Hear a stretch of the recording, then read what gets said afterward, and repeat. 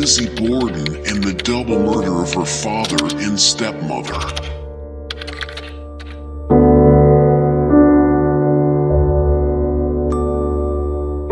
In the quiet, 19th century town of Fall River, Massachusetts, the Borden family stood as a prominent and respected part of the community.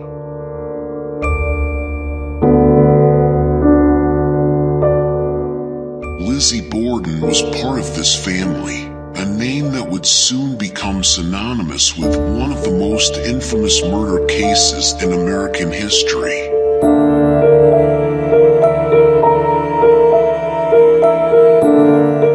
Lizzie was the younger daughter of Andrew Borden, a successful businessman, and his second wife, Abby Borden.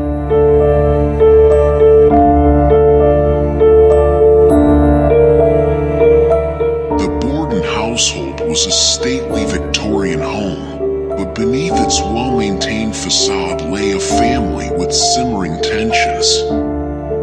Lizzie had an older sister, Emma, and their lives were marked by privilege and social standing. There were signs of discord within the family.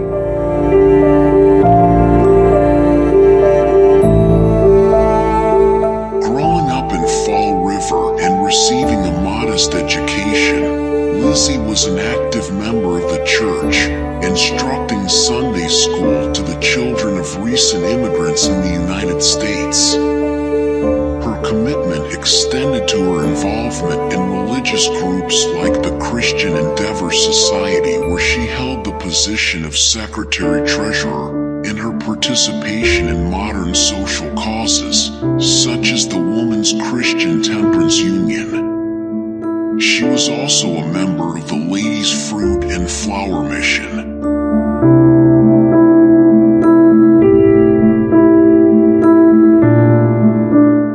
But on the sweltering summer morning of August 4th, 1892, the Borden household in Fall River, Massachusetts, would become the epicenter of a horrifying and gruesome crime.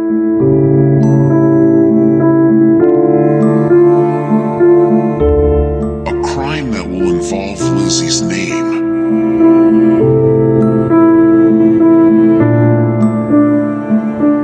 The day began like any other in the Borden residence, but it soon took a sinister turn when the lifeless bodies of Andrew and Abby will be found within their home.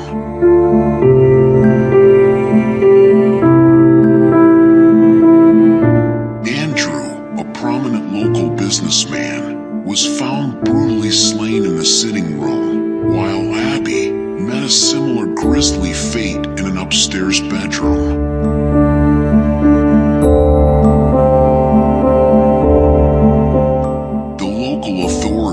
Quickly initiated an investigation into the murders, and the scene was one of chaos and confusion. The gruesome nature of the crime sent shockwaves through the community, leaving residents in a state of shock and disbelief.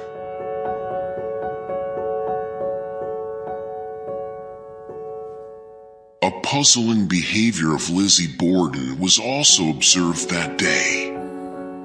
Her accounts of her actions and whereabouts during the time of the murders were inconsistent and raised suspicion.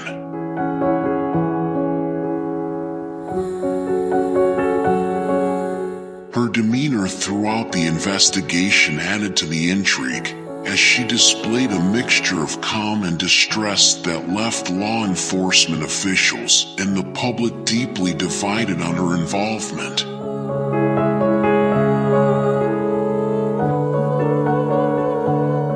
This was when the sensational nature of the case gripped not only the small town of Fall River, but the nation as a whole. Newspapers eagerly covered the story, and the public was captivated by the sensational aspects of the crime. With the gruesome murders of Andrew and Abby in the rearview mirror, the small town of Fall River, Massachusetts, found itself engulfed in an atmosphere of suspicion and uncertainty.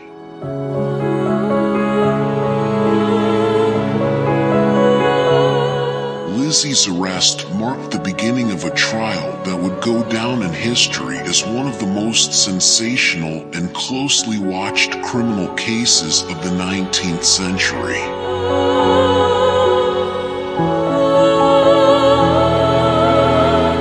The evidence presented during the trial was a central focus. The murder weapon, a hatchet, was scrutinized, and the prosecution built its case around the weapon's discovery and potential connection to Lizzie.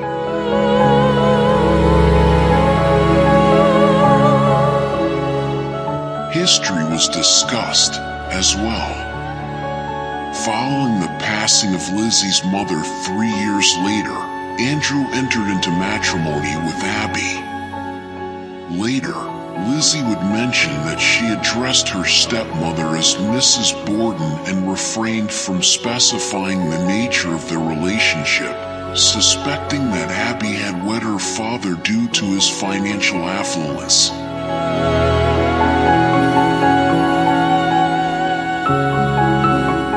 Borden's 25-year-old live-in maid hailing from Ireland also provided testimony that Lizzie and Emma rarely dined with their parents. In May 1892, Andrew, believing that pigeons were luring local children to hunt them, used a hatchet to kill several pigeons in his barn. It has been widely recounted that Lizzie was upset over the killing of these pigeons, although the accuracy of this claim has been a subject of dispute. A family dispute in July 1892 allegedly led both sisters to take extended vacation in New Bedford.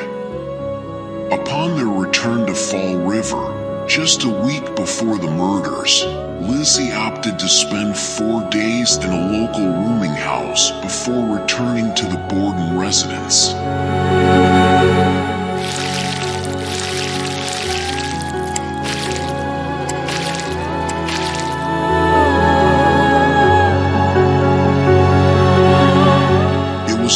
Disclosed that tensions had been on the rise within the Borden family in the months leading up to the murders, primarily due to Andrew's gifting of real estate to different branches of Abby's family.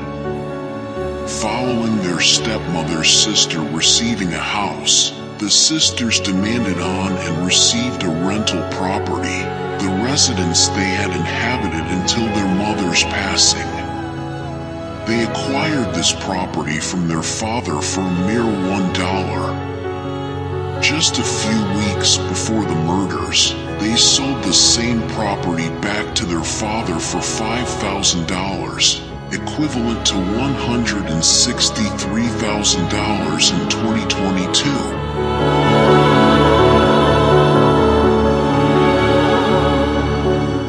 On the evening prior to the murders, John Vinica Morse, who was the maternal uncle of Lizzie and Emma, paid a visit and was extended an invitation to stay for a few days for discussions related to business matters with Andrew.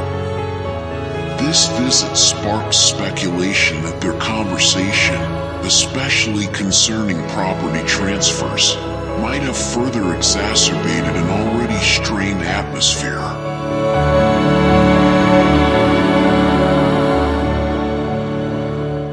Morse, who had infrequent contact with the family following his sister's death, but had spent the night in the house just before the murders, had, according to law enforcement, supplied an alibi for Abby's death that was deemed overly detailed and suspiciously flawless.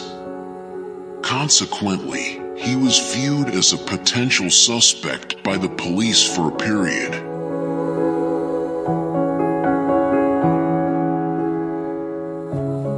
The trial of Lizzie was not only a legal battle, but also a contest of public opinion.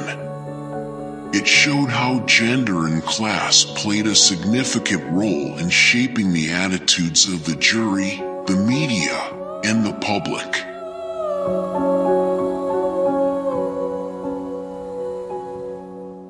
Lizzie was represented by a skilled legal team, and they presented arguments in her favor.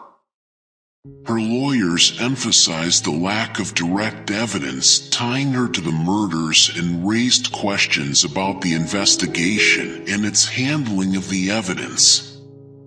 The courtroom drama included testimony from witnesses, forensic experts, and law enforcement officers, further adding to the intrigue surrounding the case.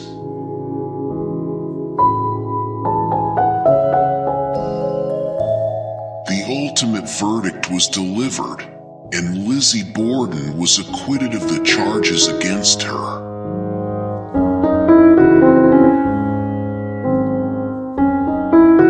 Her acquittal remains a subject of controversy and speculation to this day. Lizzie returned to a community that was still divided over her guilt or innocence, and her life post-trial as a woman forever marked by the shadow of suspicion.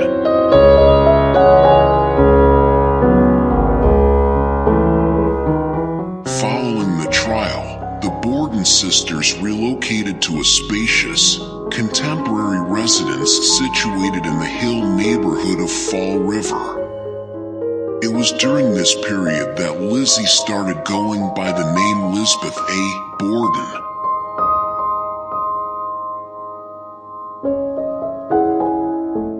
As a result of the ruling that Abby's death occurred prior to Andrew's, her estate initially transferred to Andrew, and subsequently, at his demise, it was inherited by his daughters as a part of his estate.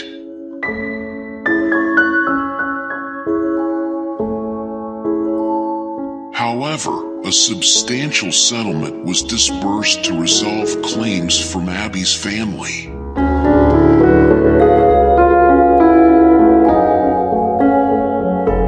In 1905, following a dispute regarding a party hosted by Lizbeth for actress Nance O'Neill, Emma left their home and never reunited with her sister.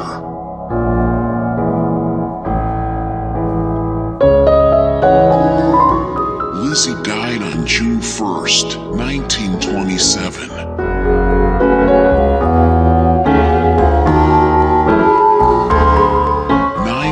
Later, Emma also passed away from an illness in a nursing home in Newmarket, New Hampshire.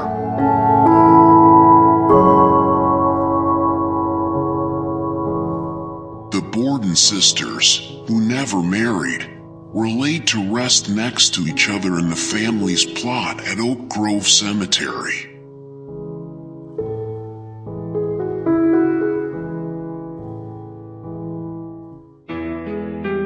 And with that, we have come to the end of our video. Please don't forget to hit like, subscribe, and click that notification bell.